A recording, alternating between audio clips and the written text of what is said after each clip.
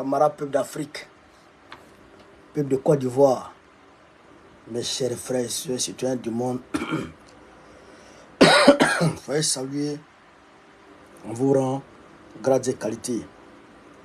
Soyez salués, chers camarades peuple d'Afrique, de vos positions respectives, depuis vos bords. Je vais vous demander ici de partager au maximum cette vidéo, de la mettre partout à travers le monde entier, car aujourd'hui, on va rentrer dans la géopolitique.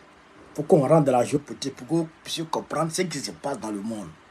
Parce qu'il y a un bouleversement géopolitique qui est en cours actuellement là.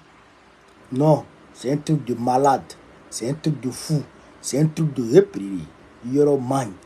Merci à ceux qui nous donnent les cadeaux sur TikTok, à ceux qui nous donnent les cadeaux sur YouTube, sur Facebook, sur YouTube également. Merci à vous. Avant d'entrer dans la vie du sujet, je voudrais ici informer l'ensemble des militants PPACI France que demain, il y aura lieu la mise en bière du camarade, de notre défunt camarade qui nous a quittés, le camarade Ahmed Kone Tidjane. Voilà.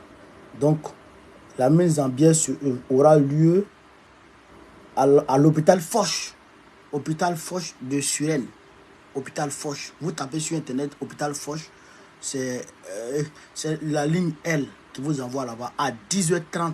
Je demande à tout le monde de venir. Tous ceux qui peuvent venir, venez comme ça. On va faire un dernier hommage. On va rendre un dernier hommage à notre camarade. Et puis il va partir à Abidjan. Et puis le parti en Côte d'Ivoire va prendre le relais. Voilà. C'est ça qui est la vérité. Chers camarades peu d'Afrique, quand j'ai dit ça, je voudrais vous annoncer encore une bonne nouvelle. Ça, c'est la mauvaise nouvelle. Je voudrais vous annoncer une bonne nouvelle. La bonne nouvelle, c'est qu'aujourd'hui, où je vous parle, à Bonois, c'est l'apothéose. À Bonois, c'est l'apothéose, c'est l'extase. À Bonois, elle est là. J'ai dit, est-ce que vous savez que les gens sont en train de refaire la route? Les routes gâtées là, ils sont en train de refaire. Parce que Gbagbo doit passer dessus. Les jeunes, les femmes, les enfants. Tiens! Gbagbo, c'est quelqu'un. Ce qui va se passer à Bonois le 14. Ce qui va se passer à Bonois le 14. Vous n'allez pas croire. Gbagbo. Donc, mes amis de Bonois là, j'ai dit ils vont mobiliser 10 personnes chacun. Mais là, ça dépasse 10 personnes. C'est que chacun est capable de mobiliser au moins 100 personnes. C'est-à-dire que là-bas, là, les morts vont sortir pour se joindre aux vivants pour accueillir Gbagbo le 14. Gbagbo, c'est un monsieur. Gbagbo, c'est un Tchokoroba. Gbagbo, c'est un 10. Gbagbo, c'est un champion. Non, chers camarades peu d'Afrique, partagez la vidéo. Alors, chers camarades, on va maintenant rentrer dans le vif du sujet. Je vous ai dit qu'on va aller dans géopolitique. C'est géopolitique aujourd'hui. Vous avez vu ce qui se passe au niveau de l'AES. Eh bien, ça a pris partout à travers le monde. Le monde entier sait que l'AES aujourd'hui est une force qui est en train de monter en puissance. Et le ministre Diop a dit sur ORTM que c'est irréversible. Et que la trajectoire que l'AES a prise là est irréversible. Le président Tchani a dit c'est irrévocable. Ibrahim Traoré a dit c'est irrévocable. Le président Goïta a dit c'est irrévocable. Donc ça, il n'y a rien à faire. Aujourd'hui, je l'ai dit, le malheur de la France a véritablement commencé en 2022. Quand les Français ont choisi de donner leur suffrage à Macron en 2022. Voici le malheur, le grand malheur des Français qui a commencé.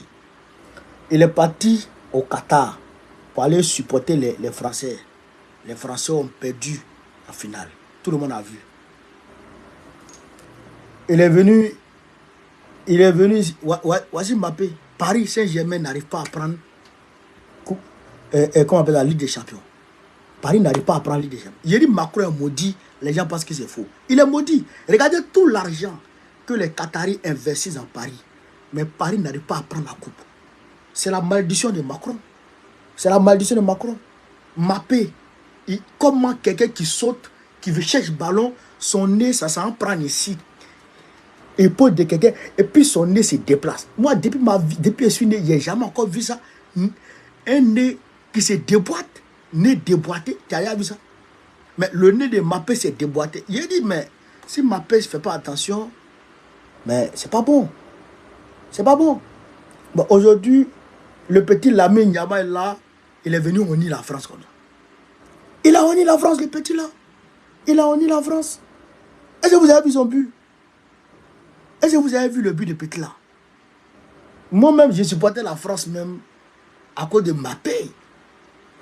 À cause de Mbappé, les Kolo Kanté, les Kamavinga, les Kolombwani, les Chouamini. C'est à cause de moi, je supporte la France. J'ai supporté la France à cause de ceux-là aujourd'hui. Et puis, petit Lamine là, il est venu couper mon souffle. Peut-être la faille me fait pleurer ici ce soir. Hein? C'est à cause de Mbappé, moi, je supporte les gens.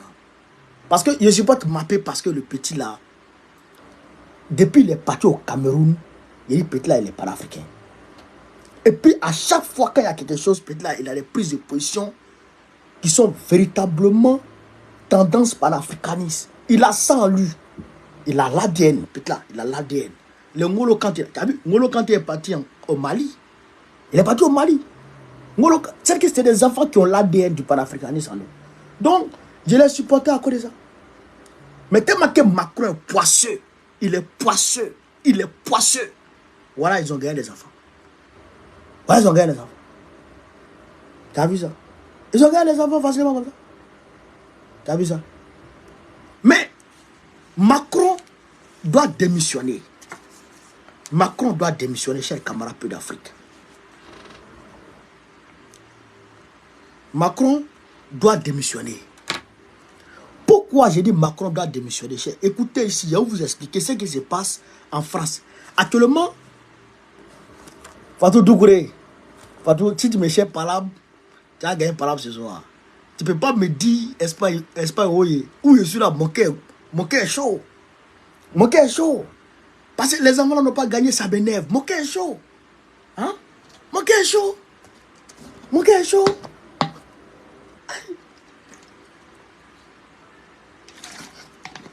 Est-ce que vous comprenez, cher camarade d'Afrique? Est-ce que vous comprenez? Macron doit démissionner. Il doit démissionner. Pourquoi Macron doit démissionner? Je vais vous expliquer ça. Écoutez ici. En 2017, Macron avait la majorité absolue à l'Assemblée. C'est-à-dire qu'il avait plus de 250 députés à l'Assemblée nationale. En 2017, quand il a pris le pouvoir, il avait la majorité absolue.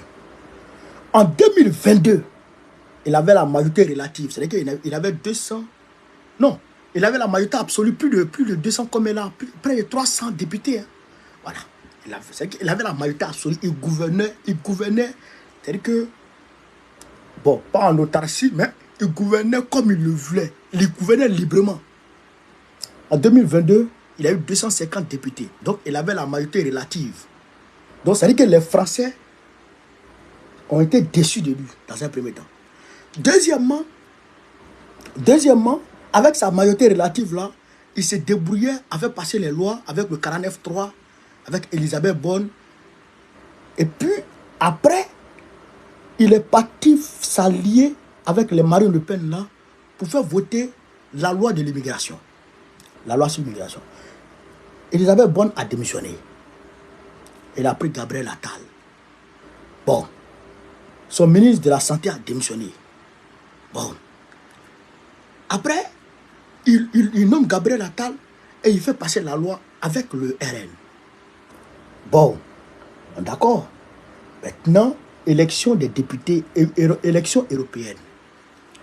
Le RN frappe Macron.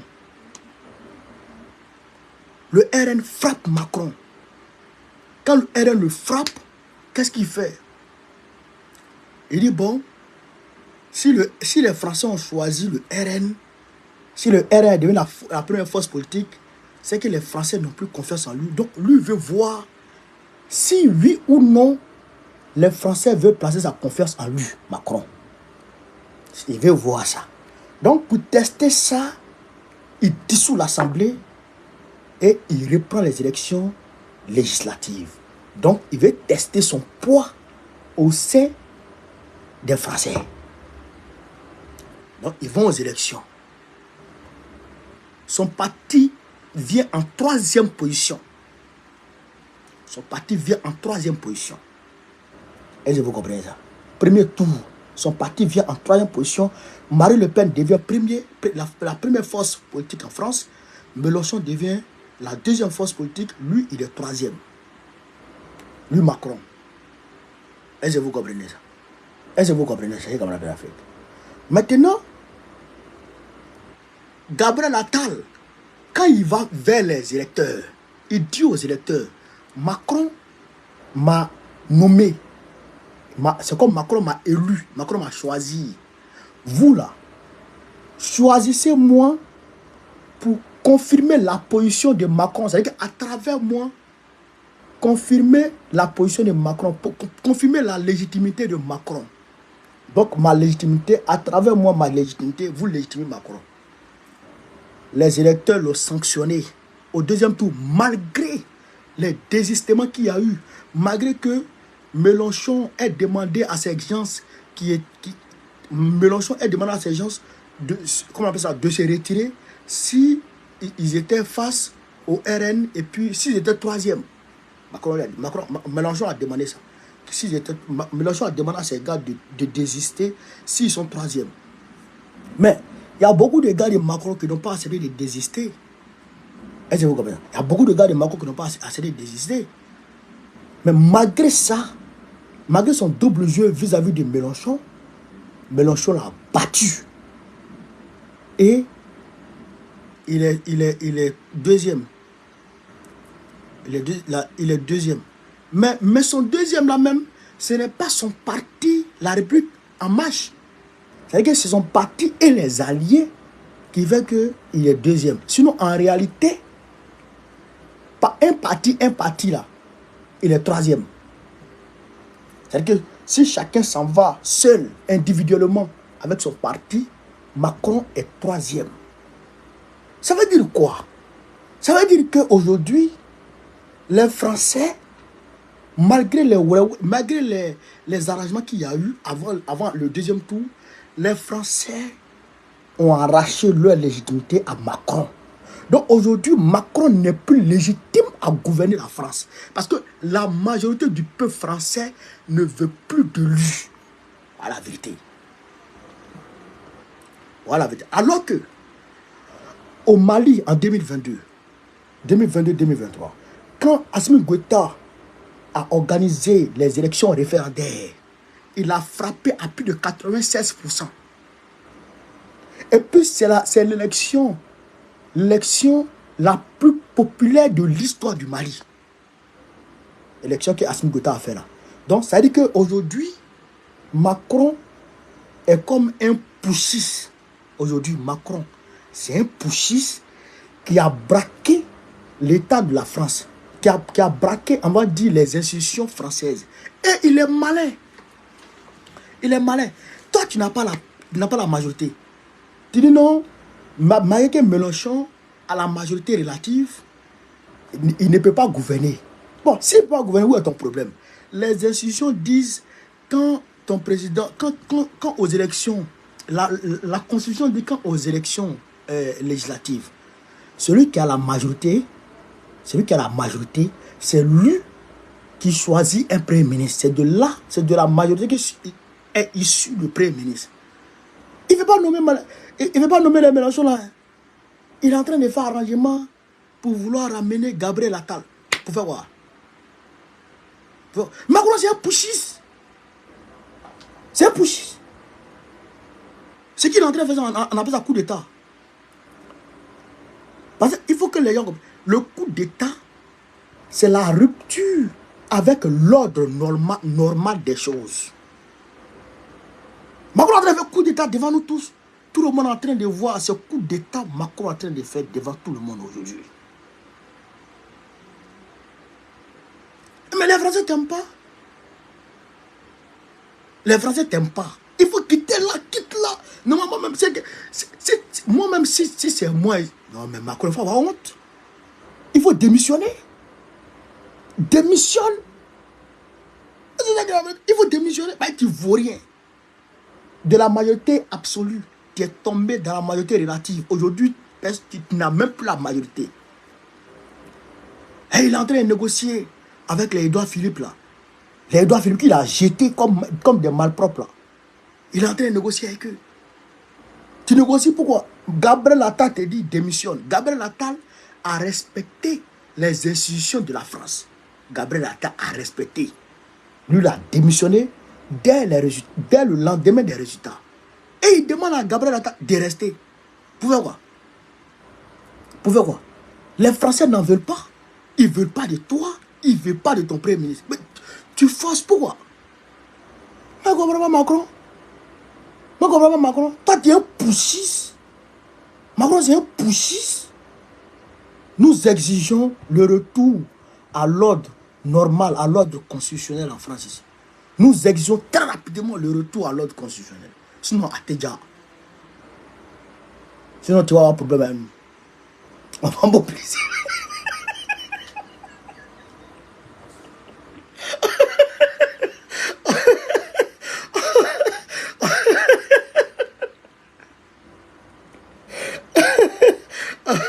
On va mobiliser. On va mobiliser l'Union européenne contre toi. On va mobiliser l'Union européenne à prendre des sanctions contre toi. Des sanctions sévères. Et on va entériner. L'AES va entériner. Je demande à l'AES de se lever et de demander à l'Union européenne de prendre des sanctions inédites contre Macron. Parce que c'est un putsch qu'il est en train de faire devant tout le monde. Comment? Et aujourd'hui, il y a un sommet de l'OTAN, l'anniversaire de l'OTAN aux États-Unis. Macron va pas. Il va pas là-bas. Hein.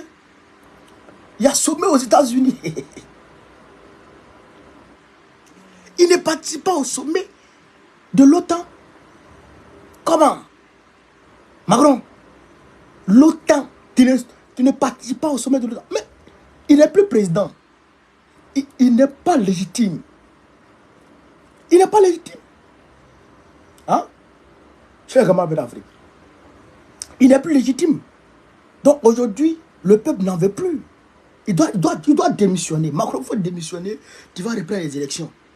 Il a fait quand Rachel Keke est tombé. Hein? RN, plus Macron, plus LR, ils sont allés grouper sur la pauvre femme pour la faire échouer. Elle a échoué elle a eu près de 49%. Les trois là, Macron, Marine Le Pen, Éric Ciotti, je dirais même les quatre, Éric Ciotti, et puis comment on appelle ça? Et puis, comment on appelle? Édouard Philippe, les quatre formations là, ils sont allés se mettre sur elle. Mais elle a eu 49%. Les gars, ils l'ont battu de justesse, 200 voix. Rachel Keke. Je n'ai même pas encore eu le courage de l'appeler. Je n'ai pas eu le courage de l'appeler. Mais, déjà, elle a quand même, on sait que ça va aller. Les élections prochaines, c'est bientôt. Elle va gagner. Elle va gagner. Donc, Macron refuse d'aller aux États-Unis pour aller faire sommet de l'OTAN. Il Romagne. Pendant ce temps, bon, on va revenir là-bas, mais on va aller voir Joe Biden, chers camarades d'Afrique. Qu'est-ce qui se passe avec Joe Biden? Joe Biden, les démocrates demandent la démission de Joe Biden. Non, ce n'est pas la démission à la présidence. Ils demandent le retrait de la candidature de Joe Biden pour les élections de novembre. Les démocrates demandent le retrait de la candidature de Joe Biden. Je vous avais dit ici, il y a beaucoup qui parlent de Michelle Obama. Pourquoi? Qu'est-ce qui s'est passé? Il faut qu'on vous explique. En réalité, pendant le débat de Joe Biden et puis Trump, leur face à face, eh bien, Joe Biden a eu des comportements bizarres. Il a fait des zaps. C'est-à-dire qu'il a fait des zaps. Il a dormi même. Il a dormi. Donc, les démocrates disent, maladie de Joe là, on a caché, mais c'est sorti. Parce que juste après le débat, Trump a pris l'avantage sur lui de 6 points dans les sondages. Trump a pris l'avantage sur Joe de 6 points dans les sondages. Les démocrates disent, you're mine. Il faut qu'on regarde quelque chose. Si on n'a pas demandé à Joe de se retirer, Trump va gagner. Alors, il demande à Joe de se retirer. Joe dit, il ne se retire pas. Et pouvoir gagner, pouvoir d'où? Il demande à Joe, Joe faut te retirer. Joe dit, je ne me retire pas. Il dit, Joe, pardon, retire-toi. Joe dit, je ne me retire pas. On dit, Joe est malade. On dit, Joe a la maladie de Parkinson. La maladie de Parkinson. C'est quoi la maladie de Parkinson? Tiens, camarade pédagogue, on va vous dire ça. Merci à ceux qui nous donnent les étoiles, à ceux qui nous donnent les cadeaux. Merci à ceux qui nous donnent les cadeaux sur TikTok. C'est quoi la maladie de Parkinson, chers camarades pédagogues? La maladie de Parkinson, c'est une maladie qui attaque le cerveau, qui donne les troubles de mémoire. C'est pourquoi tu vois Joe, tout le monde est là, lui il va là-bas. Il ne contrôle plus le cerveau. Le cerveau est en train de bégayer. Ouais, les télévisions blanc-noir avant là. Les télévisions blanc-noir avant là. Vous avez utilisé ça. Les enfants de maintenant là, quittez dedans. les télévisions blanc-noir avant là. Il y a un truc là, qu'on appelle gamme. Et que tu fais comme ça. Voilà. Voilà. Ça fait chien. Puis tu fais. Un coup l'image vient. Il faut savoir laisser. Mais quand il ne laisse pas trop, quand ça arrive, il dit, oh, ça fait chut. C'est comme ça le cerveau de Joe aujourd'hui. On dit Dakar démissionne, il dit il ne démissionne pas. On dit la maladie de Parkinson, il dit il n'a pas maladie de Parkinson. Il dit il n'a pas maladie de Parkinson. Mais tu n'as pas la maladie de Parkinson. Le spécialiste de Parkinson va chercher quoi chez toi chaque soir à minuit 30. Le Washington Post a publié. Le Washington Post dit que un spécialiste de la maladie de Parkinson va voir Joe chaque soir. Bon, Joe dit c'est faux. On dit Joe, tu as menti. Et il est fâché. Il dit bon, ceux qui disent que, ceux qui me demandent de me retirer là, vous-même venez contre moi, en fait élection là, je vais vous gagner. Il est traumatisé. Est-ce que vous comprenez ça? Il est traumatisé. Joe, il ne veut pas lâcher. Mais il faut comprendre que Joe, cette maladie-là, c'est vrai, mais cette maladie peut l'attaquer à cause de son vécu. Il a perdu sa femme et son fils dans un accident. Sa première femme, Joe. Et il a perdu un deuxième fils. Il a eu trop de problèmes émotionnels. Vous comprenez ça? Donc, il a trop de problèmes. Donc, Joe, dans sa vie, il a eu trop de problèmes. Donc, mais quelqu'un qui a commencé la politique depuis quel âge? Il n'avait même pas 30 ans. Et puis, il a été député, je pense. Député ou sénateur. Je crois sénateur. Joe Keoué, là. Depuis il est jeune, depuis son jeune âge, il est dans la politique. Il est dans le rouillage. Donc, ça veut dire qu'il a trop pris de coups. Donc, son cerveau n'arrive plus à tenir. Son cerveau fait masse. Son cerveau fait masse. Donc, on dit Naga se retire. Il dit, il ne se retire pas. Obama même dit, Naga se retire. Il dit, il ne se retire pas. Maintenant, Obama, lui, André, il veut pistonner la femme d'Obama, Michelle Obama. Donc, Obama, son femme. Ok. C'est pas bon. Parce qu'elle-même, elle est noire que Obama. Michelle, là, elle est plus noire que Obama. Donc, Obama, son femme. Et ça, mais si elle a pris le pouvoir aux États-Unis, on est mort en Afrique. On est, non, mais pas qu'on est mort, mais ça a chauffé. Parce que nous, on est là. Nous, on est là. On s'est laissé. Nous, là, nous, on souhaite que Trump prenne le pouvoir. Voilà, c'est ça qui est la vérité. Nous, on souhaite que Trump prenne le pouvoir. Viktor Orban, il est parti en Russie pour aller demander cesser le feu. Parce qu'il a pris la tête de l'Union européenne. Il est parti en Russie pour aller demander, pour aller négocier cesser le feu là-bas. Viktor Orban. Donc, c'est même gamme que Trump. Donc, si eux, ils viennent là, et ils vont trouver, si Trump vient, il va trouver un terrain d'entente entre la Russie et puis l'Ukraine. Voilà. Donc, à partir du moment où la guerre russo-ukrainienne prend fin, la Russie pourra mieux se concentrer sur l'Afrique aussi. De toute façon, on n'attend personne pour se libérer. C'est donnant-donnant. Voilà. Nous, on compte sur nous-mêmes pour se libérer. C'est ça qui est la vérité. Voilà. Donc, voilà un peu ce qui se passe de ce côté-là, cher camarade Pédavré. Maintenant, qu'est-ce qui s'est passé en Russie, entre la Russie et puis l'Ukraine hier, aujourd'hui matin? Poutine est parti bombarder l'Ukraine. Parti sans grenade. J'ai dit, non. Ok, il a bombardé le pays là. Il a bombardé le pays là. Hein.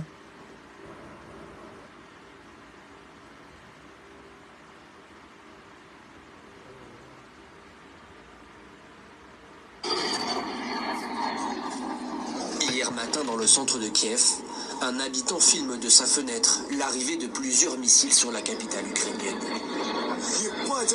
Putain, c'est le 4e, 5e. Un à un, ils s'abattent sur leur cible, une usine déjà visée par le passé. Un peu plus loin, c'est une maternité et un hôpital pour enfants qui sont touchés.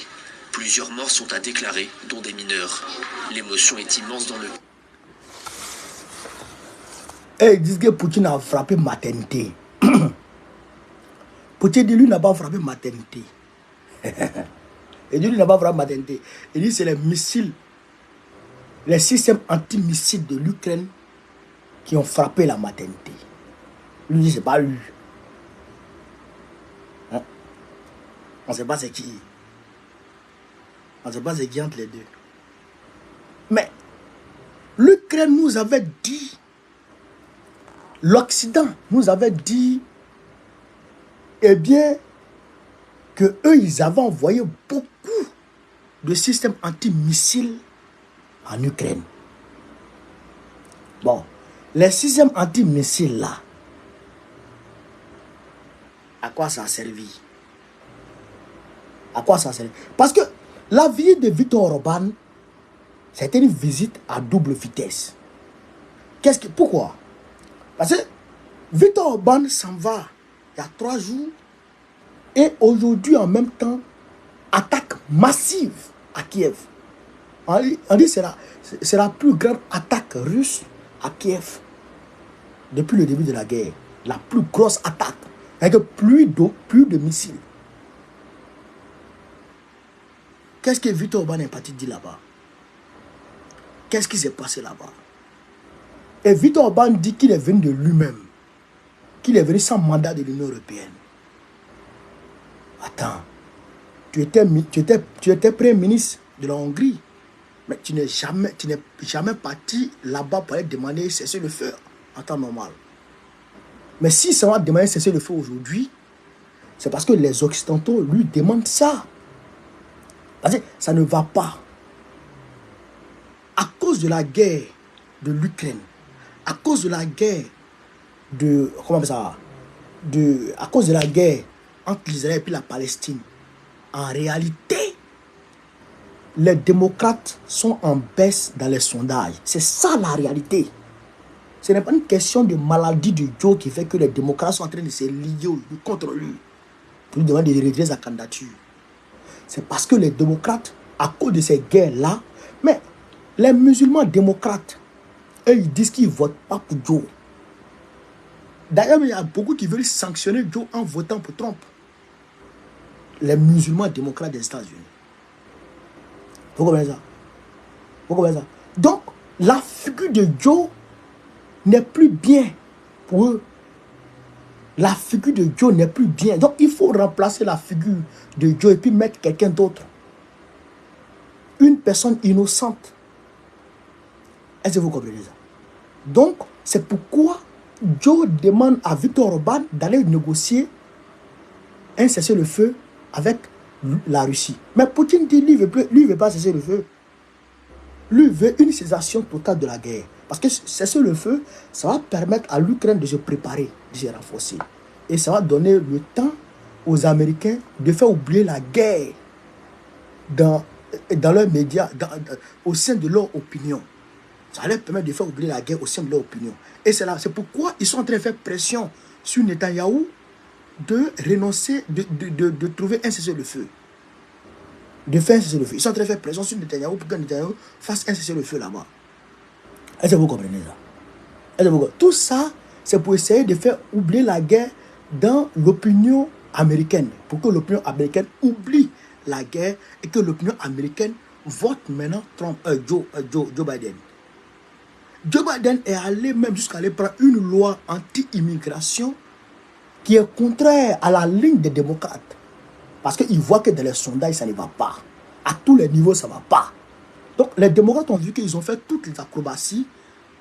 Ils ont fait tout. Mais la tête de Joe ne plaît pas aux Américains. Donc, il faut enlever Joe. Il faut enlever Joe. Donc, aujourd'hui, Joe lui-même, il a problème avec ses gars. Il a problème avec ses gars. Et c'est la même chose ici en France. Avec Macron. C'est la même chose avec Macron. C'est la même chose avec Draman. C'est la même chose avec Macron. C'est la même chose avec Draman. C'est fini. Macron, là, c'est vrai qu'il s'en va. Mais ils veulent pistonner Gabriel Attal pour le mettre à sa place. Est-ce que vous comprenez ça? Mais pourquoi? C'est pourquoi d'ailleurs même les Français, l'opinion française, je dirais, c'est pourquoi le RN est devenu la première force politique en France. En réalité, le RN, quand on va de façon individuelle, c'est eux qui sont la majorité. Pourquoi? Parce que ça ne va plus en France. La sécurité sociale là, l'argent de la sécurité sociale, la CAF, l'assurance maladie, tout ça là, cet argent là, ça quittait en Afrique. On partait voler là-bas pour venir mettre dans la sécurité sociale. Aujourd'hui là, il y a un manque à gagner dans les caisses de la sécurité sociale. Macron a tapé dans les caisses de la sécurité sociale pour payer les vaccins. 600 milliards de dollars, 600 milliards d'euros de dettes qu'il a mis sur la France. La France a endetté à plus de 109 à 114% de son PIB. La France est surendettée. Est-ce que vous comprenez ça? C'est Macron qui a fait ça. Ça ne va plus. La France est en train de s'écouler. Les investisseurs, les petites et moyennes entreprises sont en train de se fermer. Les investisseurs sont en train de fuir. Ça ne va plus. Il y aura manque. Donc, qu'est-ce qu'il faut faire? Donc, les populations se disent que c'est à cause des immigrés que leur pays n'avance pas. C'est pourquoi vous voyez que Marine Le Pen est en train de gagner en notoriété. Les Français sont en train de placer leur espoir en Marine Le Pen parce qu'ils se disent que Marine Le Pen va chasser les immigrés, donc ils vont avoir de l'argent. Parce que les aides qu'on donne aux immigrés, ça va leur revenir à eux seuls. C'est ça qui fait que les gens votent le RN. Je veux dire les Français, mais pas les Africains tom là. Les Français là, c'est pourquoi ils votent le RN. Est-ce que vous comprenez ça? C'est ça la vérité. Mais aujourd'hui en Côte d'Ivoire, il est évident que Ouattara a échoué. Il est évident qu'il a échoué. C'est pourquoi ils ont envoyé 2 candidats pour le remplacer. Patrick Achi et puis l'autre. Pour le remplacer. Patrick Achi, c'est le candidat des États-Unis. L'autre, c'est la France. Pour remplacer Draman. Est-ce que vous comprenez ça? Mais en réalité, C'est qu'ils ne comprennent pas. Pourquoi ils font ça? Parce que de un, ils veulent tout faire pour que Gbagbo ne soit pas sur la liste, Sorogum ne soit pas sur la liste, et puis les autres ne soient pas sur la liste, pour que leurs deux candidats soient à l'aise. Est-ce que vous comprenez ça? Donc, ils sont en train de pousser Draman à aller vers la porte, et puis à prendre une loi pour s'annuler, annuler Gbagbo, et puis faire tout. Mais, s'il veut s'annuler, et puis annuler Gbagbo, la Côte d'Ivoire, on la brûle. C'est aussi simple que ça. Parce qu'on ne va pas laisser la Côte d'Ivoire tomber d'entre les mains des France-Africains encore jamais. On préfère vendre le pays, on préfère tout zinzin, et puis chacun va se chercher. C'est ça qui est la vérité aussi. C'est ça qui est la vérité. Le 14, on va faire une autre démonstration de force. Le 14, on va faire une autre démonstration. Les gens ne vont pas comprendre ce qui va se passer. Les gens ne vont pas comprendre ce qui va se passer. Est-ce que vous comprenez? Donc aujourd'hui, chers camarades d'Afrique, c'est gâté dans le monde. Le monde est mélangé. La géopolitique est mélangée. Il y a un bouleversement géopolitique aujourd'hui qui ne dit pas son nom. Tout le monde, c'est Nyangami sur tout le monde. Est-ce que vous comprenez? Seuls l'AES et les panafricanistes sortent la tête de l'eau, et puis la Russie. Parce qu'eux, ils se battent sur la vérité et pour le peuple. Donc grâce à ça, ils avancent. Est-ce que vous comprenez ça? Grâce à ça, ils avancent. Donc, voilà un peu ce que je voulais vous dire ce soir. Voilà un peu ce que je voulais vous dire ce soir. Je ne sais pas. Ah, d'ailleurs même, je voudrais vous dire une autre information. Les Américains ont pris leur dernier bagage pour quitter le Niger. Les Américains ont pris leur dernier bagage pour quitter le Niger. C'est fini. Voilà. Il n'y aura plus de force américaine au Niger. C'est fini. Ça, c'est fini. Au Barampéou. Ouais. Ça, c'est fini. Donc, aujourd'hui, c'est nous qui sommes là. Voilà. Maintenant, de toute façon, comme ils ont dit qu'ils vont aller avec la CEDEAO là-bas, ils vont aller négocier avec l'AES, pour que l'AES revienne. Les présidents, les médiateurs là, qui vont partir là, nous on veut seulement savoir quand est-ce qu'ils vont là-bas. On veut connaître le jour, la date.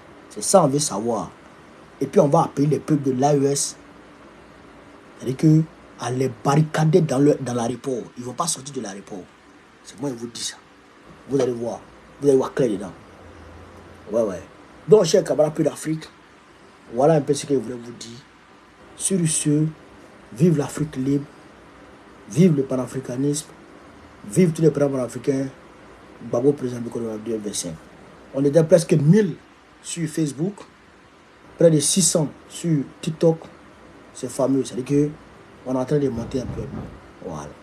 Donc, on est ensemble. Vive l'Afrique libre, vive le panafricanisme, vive tous les grands africains. Gbagbo président du Côte d'Ivoire 2025. Inch'Allah, pour travailler efficacement pour le panafricanisme. On est ensemble, les gars. Merci.